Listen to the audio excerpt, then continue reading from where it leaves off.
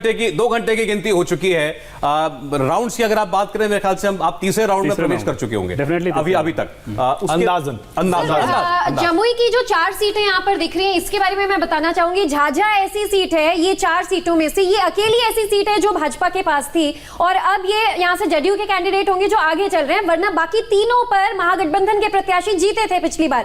और ऐसे में एक पे बीजेपी, एक पे जदयू का आगे होना, ये भी जमुई में बीजेपी के लिए, एनडीए के लिए प्लस फैक्टर नजर आ रहा है मुझे, क्योंकि चिराग पासवान ने यहाँ पर बीजेपी के वोट्स नहीं काटे, सांसद हैं, और उन्होंने ट्वीट कर अपील भी की थी कि जो मेरा मत है वो मेरी छोटी बहन को दीजिए। एक ट्वीट मैं यहाँ पर अभी आपके सामने प्रस्तुत करना चाहता हूँ। अमित मालवीय जो कि आईटी सेल के प्रमुख हैं, the BJP is doing well across, it's leading in Madhya Pradesh, Gujarat, Uttar Pradesh, Karnataka and even Telangana by polls, not to mention Bihar where along with its allies it's doing much better than what the polls had predicted.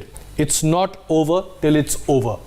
यानी कि अभी भी, लेकिन ये इसमें ये जीत वाली भाषा नहीं है। ये जो अंडरलाइंग थॉट है वही मैं अभी आपके पास आ रहा था।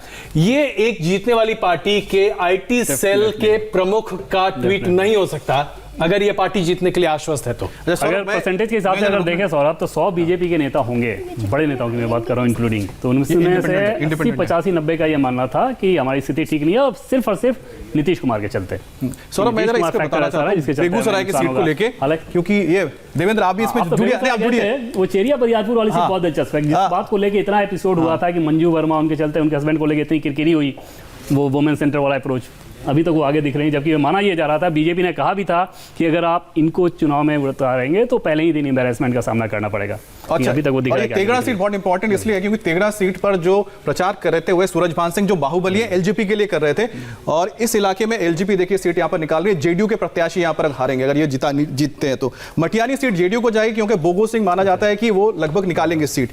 यहां पर जो इंटरेस्टिंग है, कैरेक्टर है, इनका इंटरव्यू किया था अमित ने, बोगो सिंह संसाधन से बहुत मजबूत है, वो बहुत मजबूत है, बेगूसराय में संसाधन के मामले में सबसे ज्यादा मजबूत माने जाते हैं, और उनका अपना दरबार भी लगता है। ये बीजेपी से लड़ रहे हैं, नहीं, ये जेडीयू से लड़ रहे हैं, जेडीयू से, और ये इनका मान के चलिए कि जीतेंगे क्योंकि लोगों के अंदर उनकी पकड़ है। लेकिन जो बेगूसराय जो सीट है उसमें जो अमिता भूषण, जो कांग्रेस की अभी भी आगे चल रही है, हाँ पिछली बार भी जीती थी, लेकिन उनका यह कहना है कि अगर वहां पर कुंदन सिंह को अगर नहीं दिया जाती सीट तो ये निकाल सकती थी बीजेपी। फिलहाल तो यहां पर अभी ट्रेंड में तो वो आगे चल रही है। चलिए हम मिथिलांचल की सीटों की बात करें, 43 सीटें हैं और यहां पर हरा ज्यादा दिख रहा है, लेकिन इसमें जेडीयू का गहरा हरा भी है काफी। बिल्कुल, आप देखिए इसमें आपको जेडीयू की सीटें अगर हम काउंट कर सकें, 1, 2, 3, 4, 5, 6, 7, 8, 9, 10, 11, 12, 43 में से 12 ट्रेंड्स जो हैं वो जेडीयू 40 सीटों पर अपनी बढ़त बना रही है। ये अपने आप में बहुत लोगों का आश्चर्य भी कर सकती है, क्योंकि ऐसा माना जा रहा था कि जेडीयू शायद इतनी सीटों पर अपनी बढ़त ना बना पाए, लेकिन अगर जेडीयू 40 सीटों पर अपनी बढ़त बनाकर या इसे और ज्यादा आगे ले जाती है, फिर तो इसमें कोई दुविधा नहीं होगी कि एनडीए की सरकार दोबारा बनेगी। जबकि उजियारपुर जैसी सीट उनकी एक्स एमपी हैं अश्वमेधा देवी, वो अभी पिछड़ते हुए दिखाई दे रहे हैं जेडीयू की, जबकि ये माना जा रहा था कि जेडीयू ये सीट आसानी से जीत सकती है।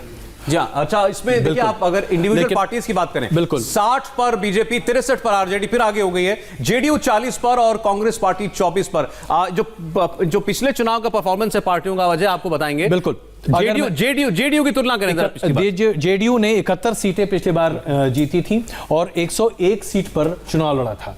उसके आधार पर अगर अभी आप देखें, अगर इतनी नाराजगी और नीतीश कुमार को लेकर इतने असंतोष के बाद भी अगर जेडीयू 40 सीटों पर अपनी बढ़त बनाए हुए है, तो मुझे लगता है कि बहुत अच्छा परफॉर्मेंस माना जा सकता है। हाँ, क्योंकि बीजेपी अपने आप को आउटडू करने जा रही है।